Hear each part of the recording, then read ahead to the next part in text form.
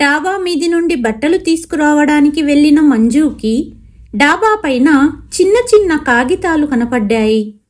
చాలా ఆకలిగా ఉంది, పిడికెడు అన్నమివ్వు, ఇక్కడ ఉండలేకపోతున్నాను అని రాసి ఉండటాన్ని చూసి మంజు కాళ్ల కింద భూమి కదిలిపోయింది. భర్తకు కాగితాలను చూపెట్టింది. 14 సంవత్సరాల క్రితం మరణించిన తల్లి తండ్రి తిరిగి వచ్చారా అని ఆలోచిస్తూ ఇద్దరికీ చెమటలు పట్టాయి. అసలు జరిగిందేంటంటే, అందరికీ నమస్కారం. కలియుగం కథలు ఛానల్కి స్వాగతం. ఈనాటి మన కథ ప్రకృతి న్యాయం. మంజు, ఓ మంజు, ఎక్కడున్నావు నువ్వు? కార్తీక్ ఇంట్లోకి వస్తూనే ఆతృతగా తన భార్యను పిలవసాగాడు. లోపలి నుంచి కొంచెం చిరాకుగా మంజు సమాధానమిచ్చింది. అరే, వస్తున్నాను, కొంచెం ఊపిరి పీల్చుకోండి. ఫ్యాక్టరీ నుండి రాగానే అరుస్తూ ఉంటారు. అయినా ఇదేంటి ఈరోజు ఇంత తొందరగా ఫ్యాక్టరీ నుండి వచ్చేశారు? అడిగింది మంజు భర్త కార్తీక్ని. కార్తీక్ నవ్వాడు. అతని కళ్ళల్లో చిలిపితనం తొణికిసలాడుతోంది. శ్రీమతి గారు, మిమ్మల్ని వదిలి ఒక్క క్షణమైనా ఉండగలనా? నిన్ను చూడాలని త్వరగా వచ్చేశాను అన్నాడు కార్తీక్. మంజు కళ్ళు తిప్పుతూ వ్యంగ్యంగా, మళ్ళీ అవే పాత డైలాగులు వింటూ వింటూ 15 ఏళ్ళైపోయాయి. చాలా పనుంది. ఏదైనా ముఖ్యమైన విషయం ఉంటే తొందరగా చెప్పండి. కార్తీక్ ఒక నిట్టూర్పు విడిచి ఉత్సాహంగా ఇలా అన్నాడు. అరే మంజు, చాలా పెద్ద శుభవార్త ఉంది. మన ఫ్యాక్టరీకి ఒక మల్టీనేషనల్ కంపెనీ నుండి భారీ ఆర్డర్ వచ్చింది. మనం దీన్ని సరైన సమయంలో పూర్తి చేస్తే మన జీవితమే మారిపోతుందనుకో అన్నాడు ఉత్సాహంగా. మంజు ముఖంలో సంతోషం వెల్లివిరిసింది. అరేవా, ఇది నిజంగా శుభవార్తే. దేవుడు మనల్ని ఇలాగే అభివృద్ధి చెందేలా చెయ్యాలి. ఇంత మంచి శుభవార్త చెప్పారు కాబట్టి ముందుగా దేవుడికి దీపం వెలిగిస్తాను. కార్తీక్ కనుబొమ్మలు ఎగురేస్తూ సరదాగా అన్నాడు. అరే, ఎప్పుడూ దేవుడిని ఎందుకు ఇబ్బంది పెడుతూ ఉంటావు? కొంచెం విశ్రాంతి కూడా ఇవ్వవా అన్నాడు. దీపం వెలిగిస్తూ మంజు కాసేపు ఆగి సంధ్యాపూజ చేసింది. తరువాత నవ్వుతూ, మన కష్టం ఫలిస్తే అది ఆయన ఆశీర్వాదం వల్లనే కదా అనింది మంజు. కార్తీక్ ప్రేమగా ఆమె వైపు చూస్తూ, మంజు, నేను చాలా అదృష్టవంతుడిని. నువ్వు నా జీవితంలోకి వచ్చిన రోజే నాకు కలిసొచ్చింది. ఇంత తెలివైన, ఇంత అదృష్టవంతురాలైన భార్య అందరికీ దొరకదు. మంజు నవ్వుతూ, మాటలు చెప్పడం మీ నుండే నేర్చుకోవాలి. కానీ మీ తీయటి మాటలు వింటూ కూర్చోవడానికి నాకు తీరిక లేదు. మాటల్లో పడి డాబా మీది నుండి బట్టలు తీయడం మర్చిపోయాను. బట్టలు తీసుకొచ్చి మీకు కాఫీ కలుపుతాను అంటూ డాబా మీదకెళ్ళింది మంజు. నువ్వెళ్ళి బట్టలు తీసుకురా, నేను కాఫీ కలుపుతాను అన్నాడు కార్తీక్. సరే అంటూ మంజు నవ్వి డాబా వైపు నడిచింది. కార్తీక్ నవ్వుతూ తన కోసం మరియు తన భార్య కోసం కాఫీ కలపటానికి వంటగదికి వెళ్ళాడు. మంజు పైకప్పుకు చేరుకుంది. చల్లటి గాలితో పాటు కొంచెం చీకటి పడడం మొదలయ్యింది. ఆమె తొందరగా బట్టలు తీయబోతుండగా అప్పుడే ఆమె దృష్టి డాబా పైన ఒక మూలన పడింది. అక్కడ 2-3 చిన్న కాగితపు ఉండలు పడి ఉన్నాయి. మొదట ఆమె పట్టించుకోలేదు. కానీ వాటిలో ఒకదాన్ని తీసి చూస్తే అది ఒక రాయికి చుట్టబడి ఉంది. వెంటనే ఆమెకు అనుమానం కలిగింది. ఇది ఏమిటి అని ఆమె తనలో తాను అనుకుంటూ కాగితం విప్పింది. కాగితంపై నాకు సహాయం చేయండి అని రాసి ఉండడం చదివి ఆమె కాళ్ల కింద భూమి కదిలిపోయింది. మంజు ఊపిరి వేగంగా తీసుకోవడం మొదలుపెట్టింది. ఆమె భయపడి మిగిలిన కాగితాలు తీసుకుంది. 2వ కాగితంపై చాలా ఆకలిగా ఉంది అని రాసి ఉంది. 3వ దానిపై దయచేసి సహాయం చేయండి అని ఉంది. మంజు నలువైపులా చూసింది. కానీ అంతా సాధారణంగా ఉంది. దూరంగా డాబాపై కొందరు వ్యక్తులు నడుస్తున్నారు.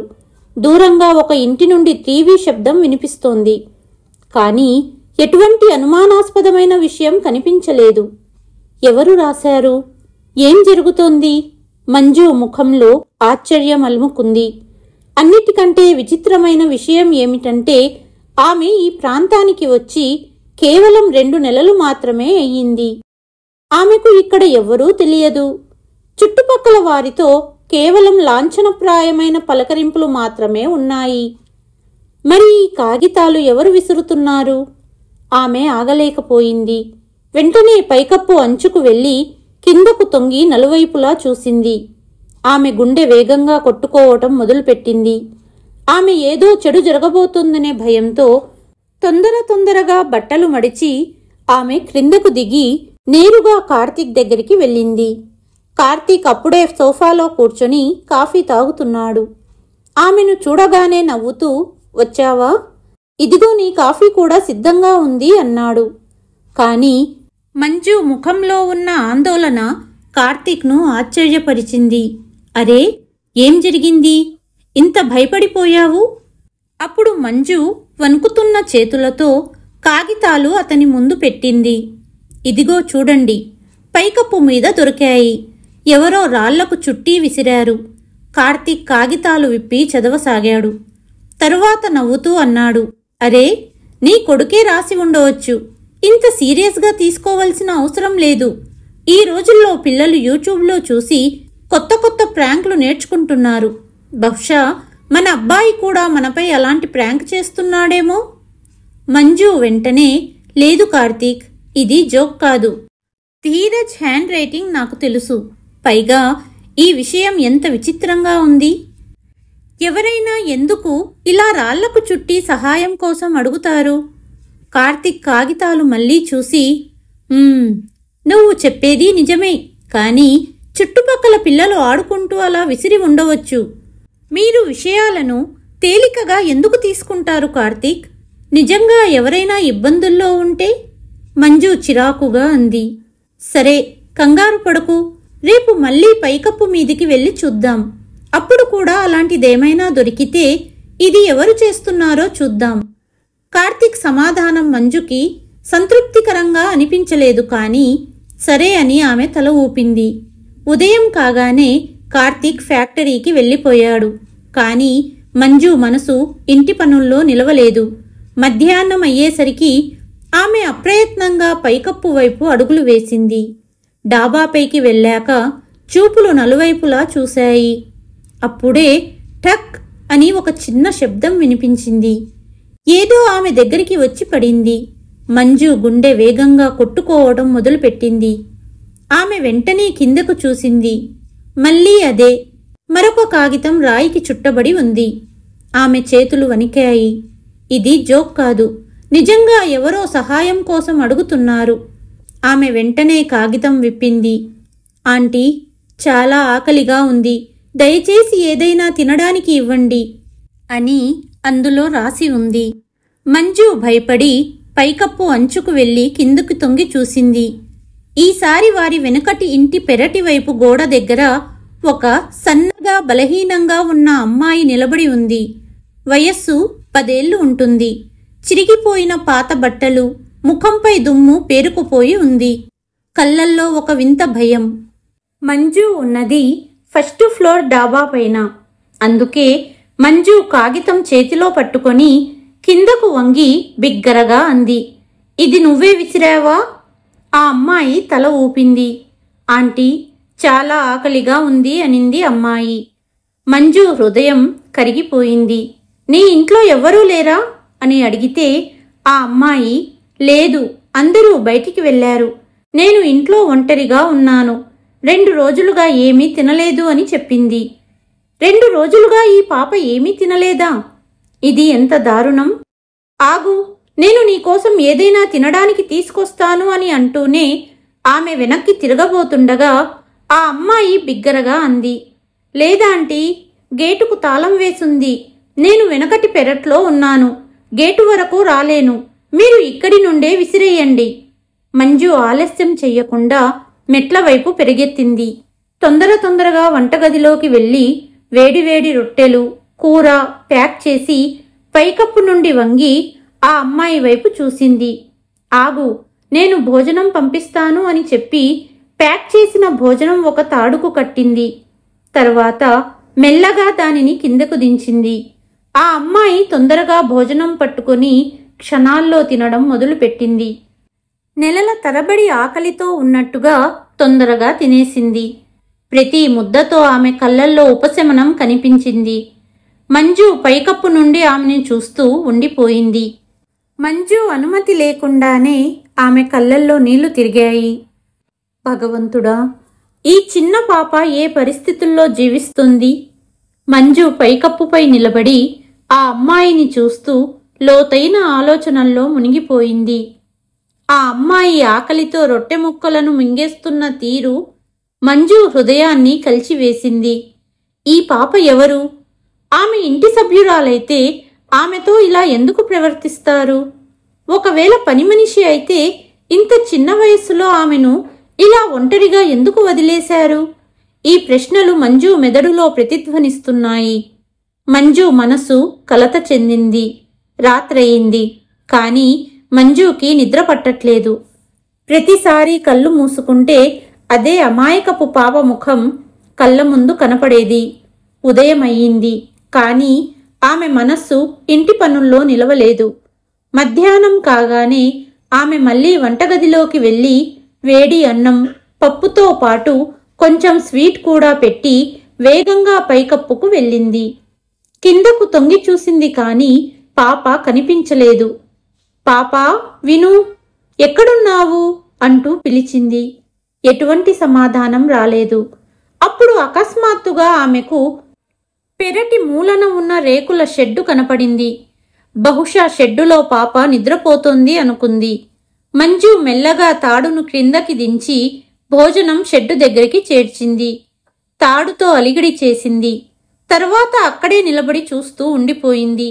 కానీ ఆ పాప షెడ్డు నుండి బయటికి రాలేదు. మంజు మనస్సు ఆందోళనతో నిండిపోయింది. ఇంత గాఢమైన నిద్ర, పాప బాగానే ఉందా అనుకుంది. కాసేపటికి ఆ ఇంటి లైట్లు ఒక్కొక్కటిగా వెలిగాయి. మంజు ఊపిరి పీల్చుకుంది.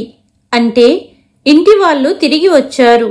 లోపలి నుండి మనుషుల మాటలు వినగానే ఆ పాప షెడ్డులో నుండి ఇంటి లోపలికి పరిగెత్తింది.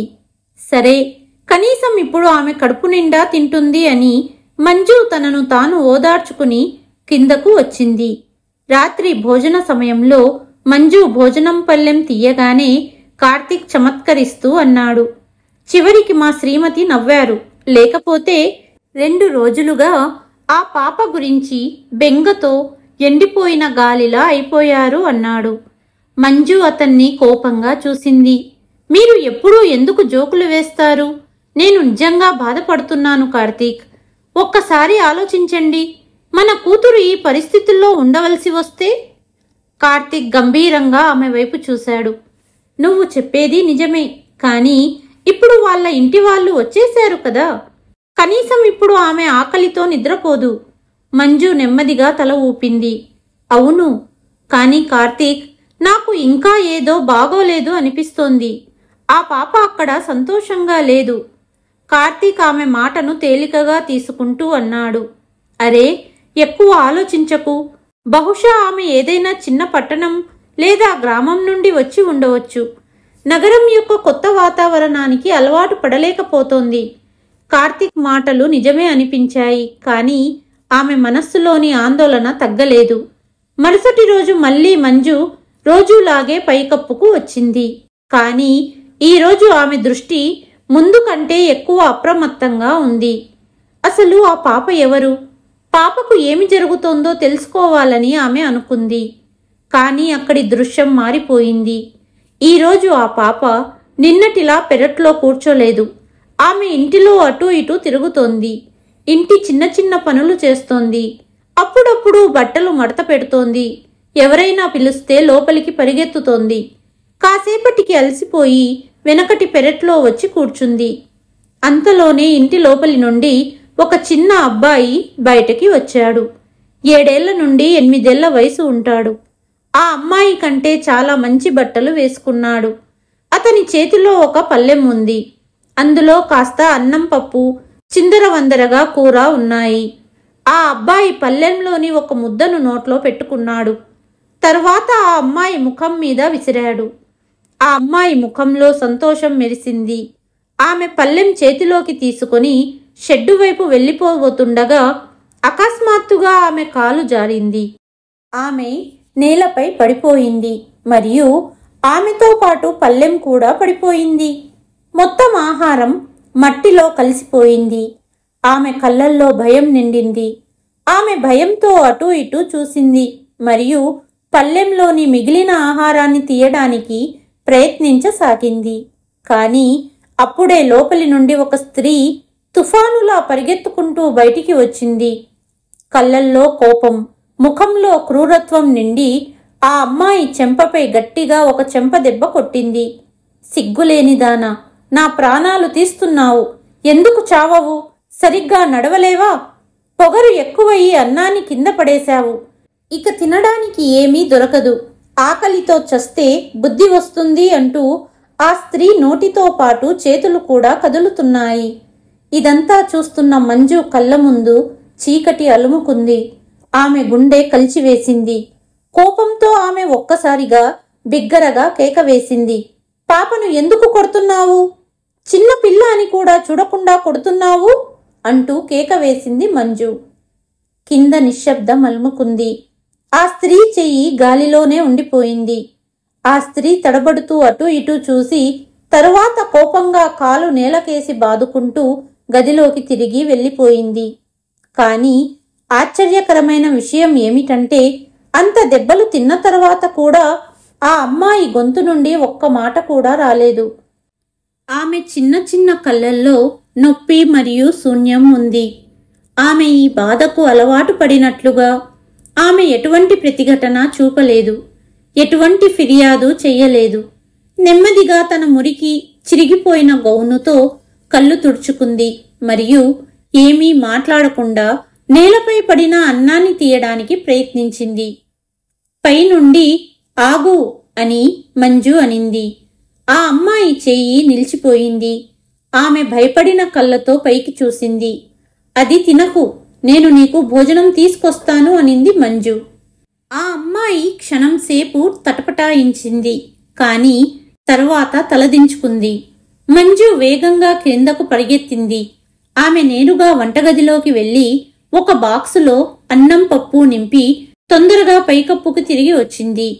కిందకు తొంగి చూసి మెల్లగా ఆ పిల్లవైపు తాడుతో కట్టిన కవర్ అందించింది. ఇదిగో తిను అనగానే అమ్మాయి బాక్సు తీసుకుని షెడ్డు లోపలికి వెళ్ళిపోయింది. చివరికి మంజు ఏమి ఆలోచించిందో తెలియదు. ఆమె సాయంత్రం ఆ అమ్మాయి ఇల్లు ఉన్న వెనుక వీధి వైపు బయలుదేరింది. ఆమె ఆ ఇంటి దగ్గరికి చేరుకోగానే అకస్మాత్తుగా వెనుక నుండి ఎవరో పిలిచారు. అరే మంజు, నువ్వు ఇక్కడా? మంజు వెనక్కి తిరిగి చూసింది. ఆమె పాత స్నేహితురాలు సుధా నిలబడి ఉంది. సుధా, నిన్ను కలిసి ఎంత కాలమయ్యిందో! ఇద్దరూ ఉత్సాహంగా ఒకరినొకరు క్షేమ సమాచారాలు అడిగి తెలుసుకున్నారు. తరువాత సుధా అంది, రామంజు, నా ఇల్లు ఇక్కడే దగ్గర్లో ఉంది. లేదు సుధా, ఇప్పుడు పనిమీద ఇటొచ్చాను అని మంజు ఆ అమ్మాయి గురించి చెప్పింది. వినగానే సుధా ముఖంలో రంగు మారింది. ఆమె అటూ ఇటూ చూసి మెల్లగా అంది, మంజు, మంజు, నువ్వు ఈ విషయంలో దూరంగా ఉంటే మంచిది. మంజు ఆశ్చర్యపోయింది. అంటే ఏమిటి? నువ్వు అలా ఎందుకంటున్నావు? ఆ పాప అంత బాధలో ఉంది కదా, ఆమె అక్కడ పని చేయడానికి వచ్చిందా? సుధా కొంచెం ఆలోచించి ఇలా అనింది, ఆ పాప పేరు రాధ. ఆమె పని మనిషి కాదు, ఇంట్లో ఉన్నది ఆమె బాబాయి పిన్ని. ఏమిటి, బాబాయా అనింది మంజు. అవును, ఒకప్పుడు రాధ కూడా ఇదే ఇంట్లో తన తల్లిదండ్రుల నీడలో అల్లారు ముద్దుగా పెరిగింది. కానీ దాదాపు 2 సంవత్సరాల క్రితం ఆమె తల్లిదండ్రులు ఒక ప్రమాదంలో మరణించారు. అప్పుడు ఆమె బాబాయి పిన్ని అందరి ముందు గొప్పగా చెప్పారు, తామే ఆమెను చూసుకుంటామని. బంధువులు కూడా వారి మాటలను నమ్మారు. కానీ అసలు ఆట తరువాత మొదలయ్యింది. అంటే అని మంజు అడిగింది. ఈ ఇల్లు రాధ తల్లిదండ్రులది, కానీ బాబాయి పిన్ని దానిపై కన్ను వేశారు.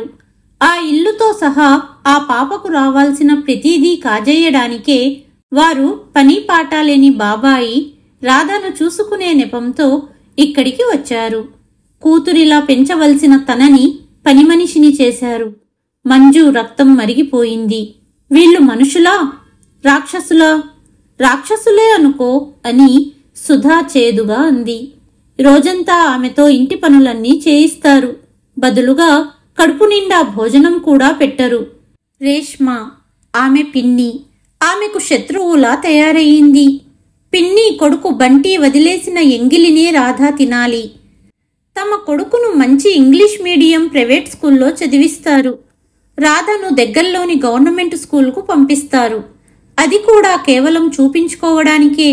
సాధారణంగా ప్రతిరోజు రాధను ఇంటి పనుల్లో ఎంత బిజీగా ఉంచుతారంటే అమ్మాయికి స్కూలుకు వెళ్ళడానికి కూడా సమయం ఉండదు.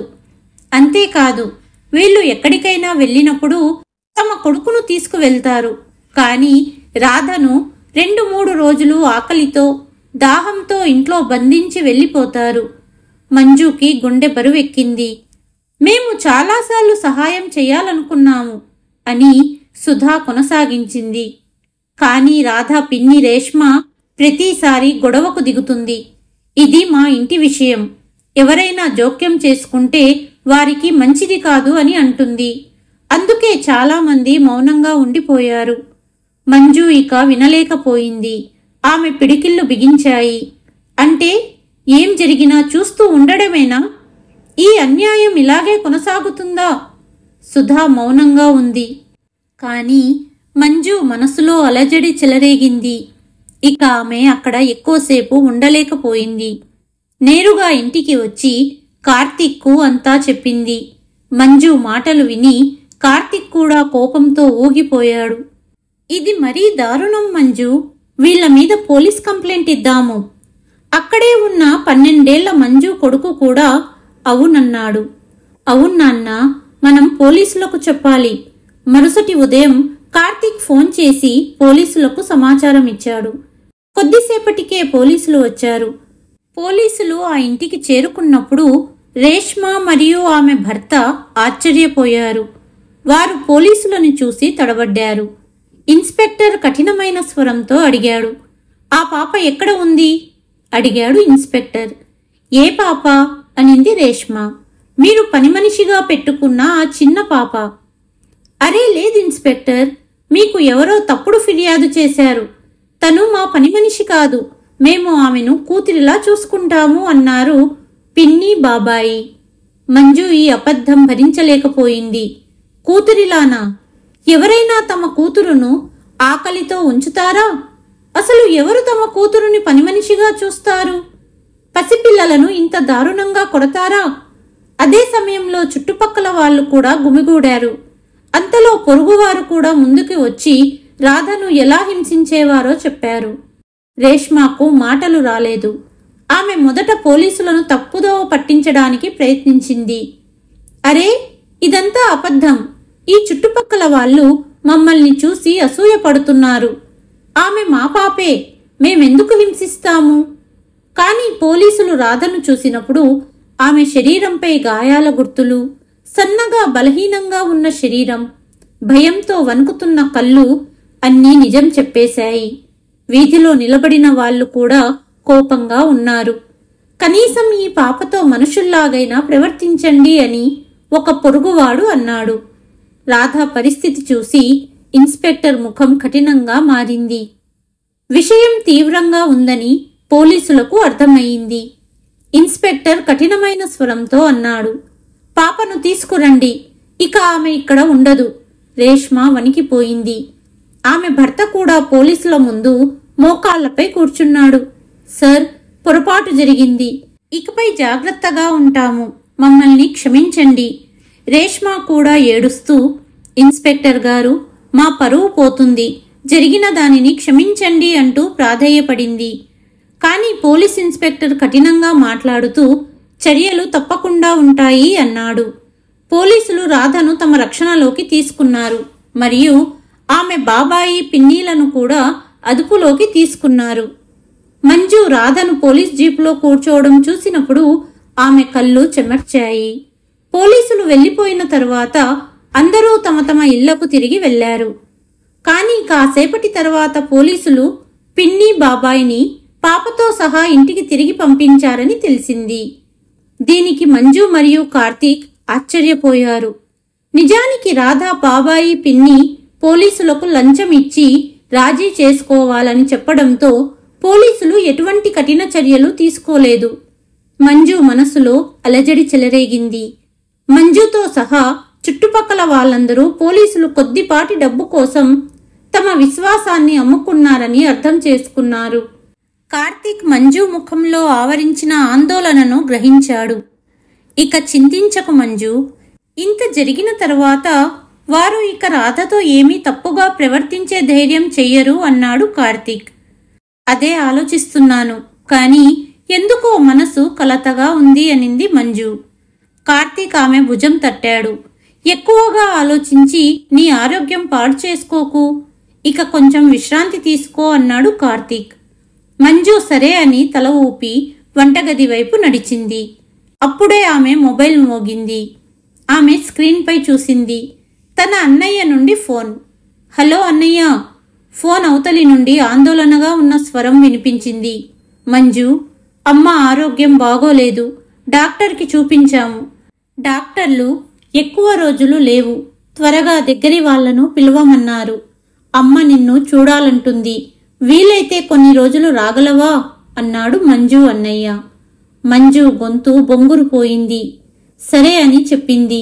ఫోన్ పెట్టగానే ఆమె కార్తీక్తో అంతా చెప్పింది. అవును మంజు, అమ్మకు ఇప్పుడు నీ అవసరం ఉంది, నువ్వు వెళ్ళు అన్నాడు కార్తీక్. సరే అయితే అంటూ మరుసటి ఉదయం మంజు ఇంటిలోని అన్ని ముఖ్యమైన వస్తువులను సరిగ్గా సర్దింది. బట్టలు ప్యాక్ చేసింది. చూడండి, గ్యాస్ సరిగ్గా ఆఫ్ చేయండి, నిర్లక్ష్యం చెయ్యకండి, మరియు ఏదైనా అవసరమైతే ఫోన్ చేసి అడగండి అంటూ భర్తకు జాగ్రత్తలు చెప్పింది. కార్తీక్ నవ్వాడు. నేను చిన్న పిల్లాడిని కాదు, నువ్వు ప్రశాంతంగా వెళ్ళి మీ అమ్మను చూసుకో అన్నాడు కార్తీక్. పద, బస్సు లేట్ అవుతుంది అంటూ మంజు మరియు కొడుకును బస్సు ఎక్కించి పంపాడు కార్తీక్. మంజు పుట్టింటికి వెళ్లి 15 రోజులయ్యింది. కానీ ఈ 15 రోజులు తన జీవితంలో అత్యంత కష్టమైన రోజులలో ఒకటి.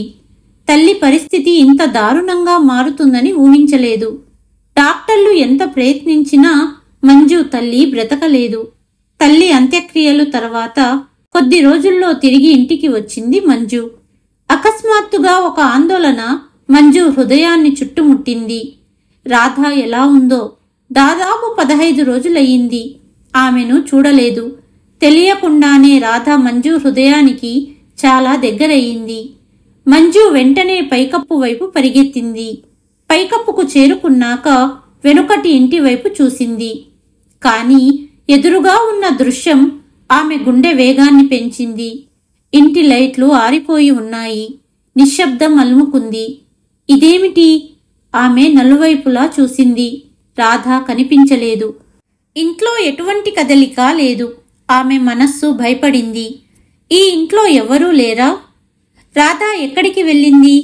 ఆమె పైకప్పు రైలింగ్ దగ్గర నిలబడి చాలాసేపు ఆ ఇంటి వైపు చూస్తూ ఉండిపోయింది. కాని ఎవరూ కనిపించలేదు. వారు ఎక్కడికైనా వెళ్ళిపోయారా అనే భయం ఆమెను కలవరపెట్టింది. చాలాసేపు వేచి చూసిన తర్వాత కూడా ఎటువంటి కదలిక కనిపించకపోవటంతో ఆమె ఆందోళనగా కిందకు దిగసాగింది. అప్పుడే డోర్ బెల్ మోగింది. మంజు తొందరగా కిందకు వచ్చింది. అప్పటికే కార్తీక్ తలుపు తెరిచాడు. మంజు వచ్చి చూసింది. ఆమె స్నేహితురాలు సుధా మరియు చుట్టుపక్కల కొంతమంది మహిళలు నిలబడి ఉన్నారు. వారు మంజు తల్లి మరణంపై సంతాపం తెలపడానికి వచ్చారు. మంజు వారిని లోపలికి పిలిచింది. అందరూ మాట్లాడుకోసాగారు మరియు మంజు తల్లి మరణంపై విచారం వ్యక్తం చేశారు. కాని మంజు మనస్సు ఇప్పుడు రాధలో చిక్కుకుంది. మాటల మధ్యలో ఆమె అడిగేసింది, వెనకటి ఇంట్లో ఎవరూ కనిపించడం లేదు, వారు ఎక్కడికైనా బయటికి వెళ్లారా? ఇది వినగానే మిసెస్ వర్మ ఆశ్చర్యంగా అంది, అరే, మీకు తెలియదా? వారు 4-5 రోజుల క్రితమే ఈ ఇల్లు వదిలి వెళ్ళిపోయారు. మంజుకి ఒక్కసారిగా షాక్ తగిలినట్లయింది. వెళ్ళిపోయారా? అడిగింది మంజు. అవును, కానీ ఎక్కడికి వెళ్లారో ఎవరికీ తెలియదు. రాత్రికి రాత్రే సర్దుకొని వెళ్ళిపోయారు. ఎవరితోనూ ఏమీ చెప్పలేదు అనింది మిసెస్ వర్మ. మంజు గుండె గుబేలుమంది. సంభాషణ తర్వాత మహిళలందరూ వెళ్ళిపోయాక మంజు ఆందోళన మరింత పెరిగింది. రాధ వెళ్ళిపోయింది. ఆమె మనసు ఈ విషయాన్ని నమ్మడానికి సిద్ధంగా లేదు. ఆమె ఏమీ ఆలోచించకుండా మళ్లీ డాబా వైపు పరిగెత్తింది. డాబా వైపు చేరుకోగానే ఆమె కళ్ళు ఆందోళనగా చుట్టూ పరిశీలించసాగాయి. రాధ ఏదైనా కాగితం వేసిందా? ఆమె మళ్లీ సహాయం కోరిందా? కాని ఆమెకు ఏమీ కనిపించలేదు. మంజు గుండె బరువెక్కింది. ఆమె నెమ్మదిగా మెట్లవైపు నడవసాగింది. కాని అప్పుడే ఆమె దృష్టి డాబా మూలన పడింది.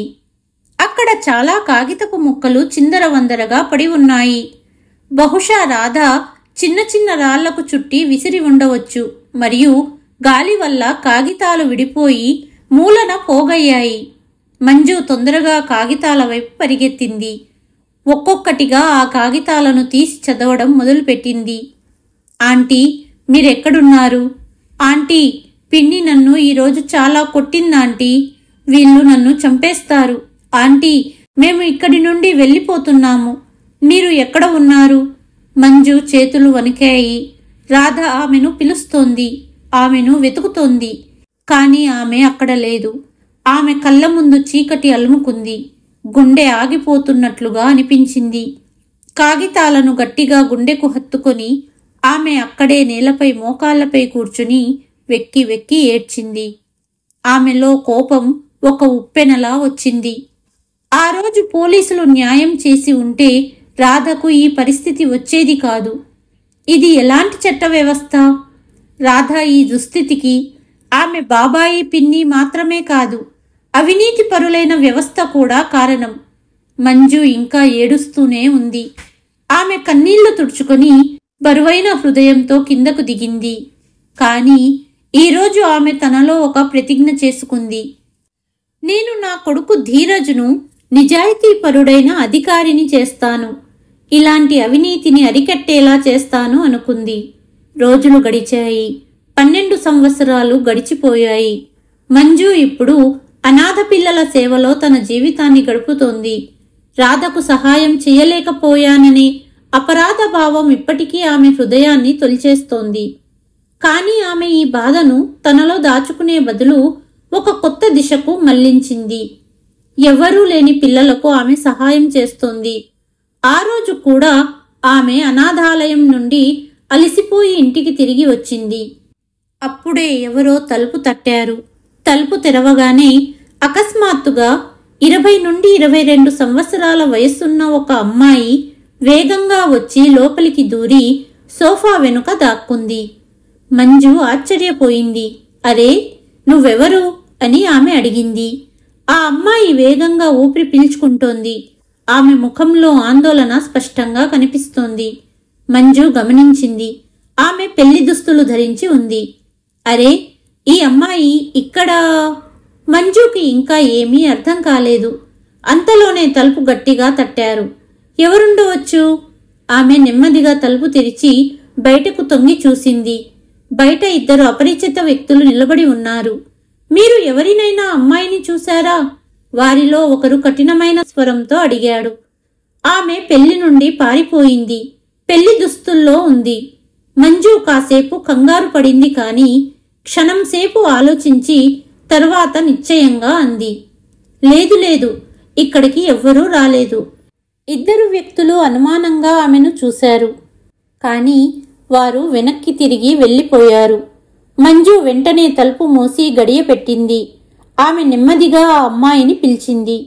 బయటకు రా. వాళ్ళు వెళ్ళిపోయారు. ఆ అమ్మాయి నెమ్మదిగా వణుకుతూ బయటికి వచ్చి అకస్మాత్తుగా మంజుని గట్టిగా కౌగలించి వెక్కి వెక్కి ఏడ్చింది. మంజు ఆశ్చర్యపోయింది. ఆ అమ్మాయి ఏడుపు ఆమె భుజాన్ని తడిపేస్తోంది. మంజు మెల్లగా ఆమె ముఖాన్ని తన చేతుల్లోకి తీసుకుంది. నువ్వు ఎవరు? ఎక్కడి నుంచి వచ్చావు? అంటూ పాప ముఖాన్ని జాగ్రత్తగా చూడగానే ఆమె పెదవులు వణికాయి. మాటలు గొంతులోనే ఆగిపోయాయి. రాధా? ఆ అమ్మాయి కళ్ళ నుండి కన్నీళ్లు కారుతూనే ఉన్నాయి. అవునాంటీ, నేను మీ రాధను. మంజు కాళ్ల కింద భూమి కదిలిపోయింది మరియు కళ్ళు కన్నీళ్లతో నిండిపోయాయి. 12 సంవత్సరాల క్రితం ఆమె కోల్పోయిన ఆ పాప ఈరోజు అకస్మాత్తుగా ఆమె జీవితంలోకి తిరిగి వచ్చింది. రాధ ఏడుస్తూ ఉంది. మంజు ఆమె కన్నీళ్లు తుడిచి ఆమెను దగ్గర కూర్చోబెట్టుకుంది. రాధా, నీళ్లు తాగు. చెప్పు, ఇదంతా ఏంటి? నువ్వు ఇక్కడ ఎలా? ఈ పెళ్లి దుస్తులు మరియు ఈ వ్యక్తులు ఎవరు? మంజు రాధ కళ్ళల్లోకి చూసింది. అవి గత కొన్ని సంవత్సరాల బాధను దాచుకున్నాయి. రాధ వణుకుతూ గ్లాస్ పట్టుకుంది. ఆమె ఇంకా వెక్కిళ్లు పెడుతూనే ఉంది. ఆంటీ, నా ఈ జీవితంలో నేను చాలా విసిగిపోయాను. చాలాసార్లు చచ్చిపోతే బాగుండు అనిపించింది అంటున్న రాధా నోటికి చెయ్యి అడ్డు పెట్టింది మంజు. ఈ రోజు నుండి అలాంటి మాట నీ నోటి నుండి రాకూడదు అంటూ త్వరగా భోజనం తెచ్చి తినిపించింది మంజు. ఆంటీ, పిన్ని నన్ను ఎంత దారుణంగా కొట్టేదో నేను చెప్పలేను. అయినా ఆమెకు తృప్తి చెందకపోతే బాబాయికి నా గురించి ఫిర్యాదు చేసేది. అప్పుడు బాబాయి అంటూ ఆమె గొంతు వణికింది. అప్పుడు బాబాయి నన్ను మరింత దారుణంగా కొట్టేవాడు. మంజు కళ్ళల్లో కోపం మంటల్లా ఎగిసింది. నువ్వు ఎందుకు ఎదురు తిరగలేదు? అడిగింది మంజు. ఎన్నిసార్లు ఇంటి నుండి పారిపోవాలని అనుకున్నాను, కానీ నా వాళ్లే నన్ను భారంగా భావిస్తున్నారు. బయటి వాళ్ళు నన్ను ఎందుకు ఆదరిస్తారు అని ఆగిపోయేదాన్ని. మంజు కళ్ళల్లో కన్నీళ్లు నిండాయి. కానీ ఈరోజు వాళ్ళు నన్ను డబ్బు కోసం 55 ఏళ్ల రెండవ పిల్లివాడికిచ్చి పెళ్లి చేయడానికి సిద్ధపడడంతో నేను ఈ అన్యాయాన్ని సహించలేక ఇంటి నుండి పారిపోయాను అనింది రాధ. మంజు నిశ్చేష్టురాలయ్యింది. ఏమిటి? రాధ కళ్ళల్లో ఇప్పుడు బాధ కంటే ఎక్కువ కోపం ఉంది. అవునాంటీ, నేను ఆ పెళ్లి చేసుకోనని చెప్పాను. కానీ అంత ధైర్యం చూపించినందుకు నాకు ఈ విధంగా శిక్ష పడింది అంటూ ఆమె నెమ్మదిగా తన కొంగు తీసింది. మంజు గుండె ఆగిపోయినంత పనయింది. రాధ మెడ మరియు చేతులపై ఆమె బాబాయి పిన్నీల క్రూరత్వపు గుర్తులు ఉన్నాయి. మంజు కళ్ళు కోపంతో ఎర్రబడ్డాయి. ఆమె ఒక నిట్టూర్పు విడిచి తరువాత రాధ భుజాలను గట్టిగా పట్టుకొని అంది, ఇక చాలు. నువ్వు ఇకపై బాధపడవలసిన అవసరం లేదు. నీ ప్రతి నొప్పి, ప్రతి గాయం ఇప్పుడు వాళ్లను ప్రశ్నిస్తుంది. నువ్వు ఇక ఒంటరి కాదు రాధా. మంజు వెంటనే ఫోన్ తీసి ఒక నెంబర్ డయల్ చేసి ఏదో మాట్లాడసాగింది. రాధ ఆమెను ఆశ్చర్యంగా చూస్తోంది. కేవలం 15 నిమిషాల తర్వాత ఇంటి డోర్ బెల్ మోగింది. మంజు తలుపు తెరిచింది. ఎదురుగా పొడవైన దృఢమైన యువకుడు నిలబడి ఉన్నాడు. పోలీస్ యూనిఫామ్ ధరించి, ముఖంలో ఆత్మవిశ్వాసం. రాధా ముఖం తెల్లబోయింది. పోలీసులు అంటూ ఆమె భయపడి వెనక్కి తగ్గింది. మంజు నవ్వి ఆమె భుజంపై చెయ్యి వేసింది. భయపడకు, ఇతను ఎవరో కాదు, నా కొడుకు ధీరజ్. రాధ నివ్వరపోయింది. ధీరజ్? మీ కొడుకా? మంజు కొడుకు వైపు చూసింది. ధీరజ్, ఈ కేసును నీకు అప్పగిస్తున్నాను. నువ్వు రాధకు న్యాయం చెయ్యాలి అనింది. నువ్వు నిశ్చింతగా ఉండమ్మా, ఇక నేరస్తులు తప్పించుకోలేరు అని ధీరజ్ అన్నాడు. మరుసటి రోజే ధీరజ్ రాధా బాబాయి పిన్నీల యొక్క అన్ని చీకటి పనుల దర్యాప్తును ప్రారంభించాడు. రాధా శరీరంపై ఉన్న గాయాల మెడికల్ రిపోర్ట్ తయారు చేయించాడు. వారి పొరుగువారి వాంగ్మూలాలు నమోదు చేయించాడు. అందరూ రాధతో జరుగుతున్న అన్యాయాన్ని తమ కళ్ళతో చూశామని సాక్ష్యం చెప్పారు.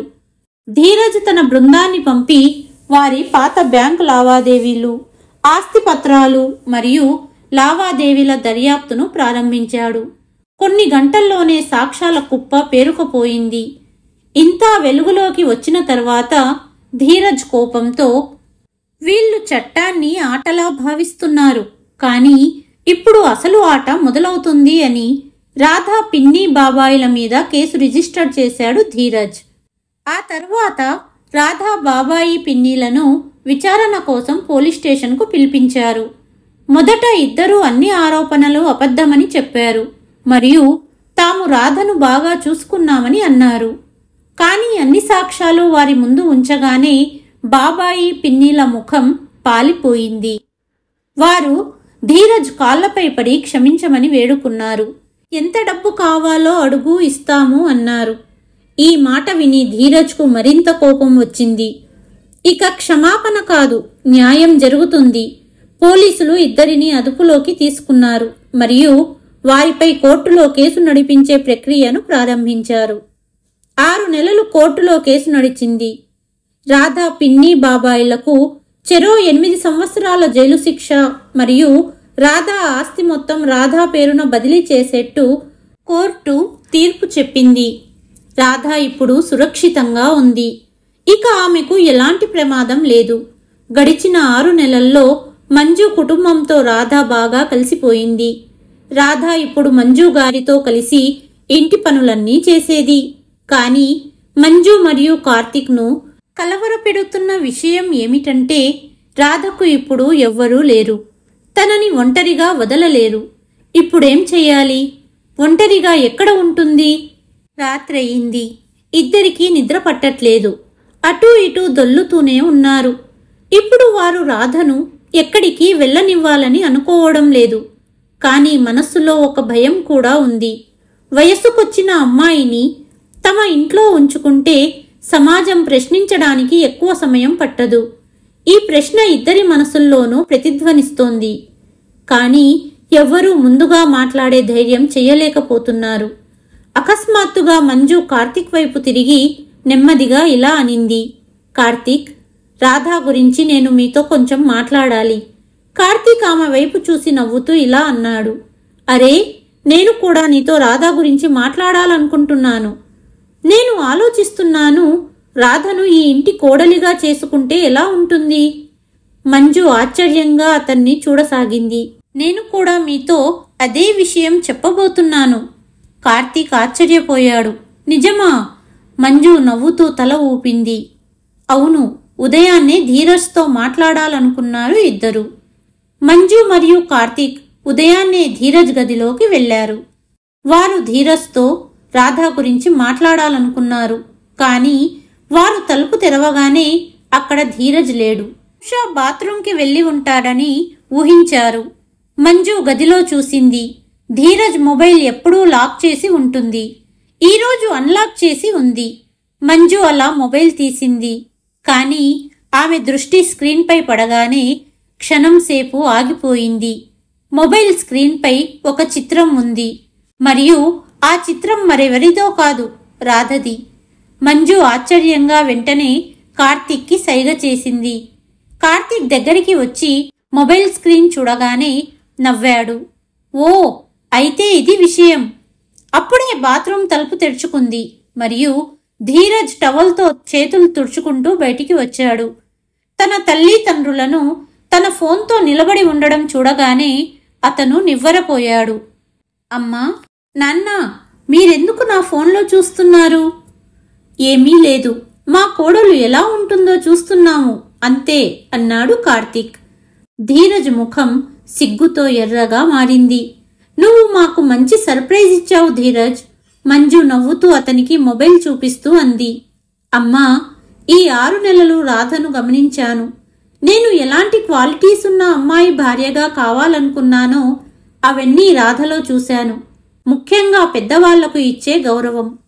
ఇంటి కోడలు నెమ్మదస్తురాలైతే ఇక ఇంట్లో గొడవలే ఉండవు అన్నాడు ధీరజ్.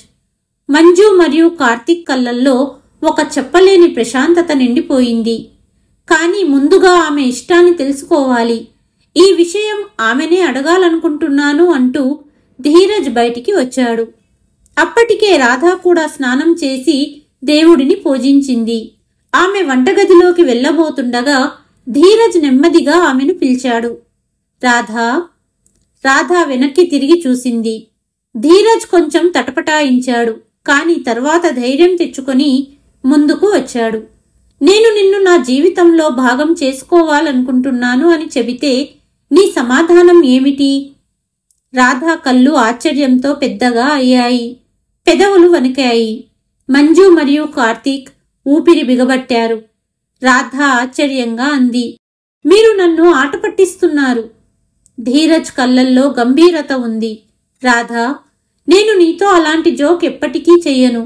ఇది కేవలం నా నిర్ణయం కాదు, ఇది అమ్మా నాన్నల కోరిక కూడా. కానీ అన్నిటికంటే ముఖ్యమైనది నీ అభిప్రాయం. రాధ నిశ్చలంగా నిలబడిపోయింది. తర్వాత ఆమె కళ్ళ నుండి కన్నీళ్లు కారటం మొదలయ్యింది. మంజు ముందుకు వచ్చి ఆమె కన్నీళ్లు తుడుస్తూ అంది, ఇది నీ జీవితం. మేము నీపై ఒత్తిడి తీసుకురాదలుచుకోలేదు. మాకు నిజం చెప్పు, ఈ సంబంధంతో నువ్వు సంతోషంగా ఉన్నావా? రాధ ఆశ్చర్యపోయింది. ఏ ప్రేమ కోసం 14 ఏళ్లుగా ఎదురు చూసిందో అది ఈరోజు తన ముందు చేతులు చాచి నిలబడింది. ఆమె నమ్మలేకపోతోంది. నెమ్మదిగా కళ్ళు మూసుకొని ఒక నిట్టూర్పు విడిచి తరువాత చిరునవ్వుతో అంది, నేను ఈ ఇంటికి అర్హురాలని మీ అందరికీ అనిపిస్తే అది నా అదృష్టం. ఇది విన్న మంజు కళ్ళల్లో ఆనంద భాష్పాలు నిండాయి. నేను నా తల్లిదండ్రులను కోల్పోయినప్పుడు ఈ ప్రపంచంలో నాకు ఎవ్వరూ లేరనిపించింది.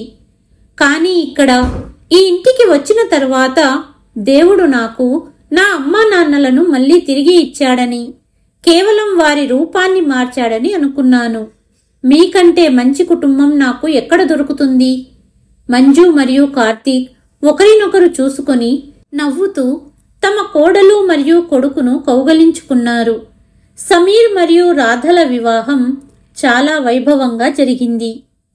అమ్మా, నాన్న చూస్తున్నారా? నేను ఇప్పుడు ఒంటరిని కాదు, నాకు నా కుటుంబం దొరికింది. మీ రాధ ఇప్పుడు చాలా సంతోషంగా ఉంది.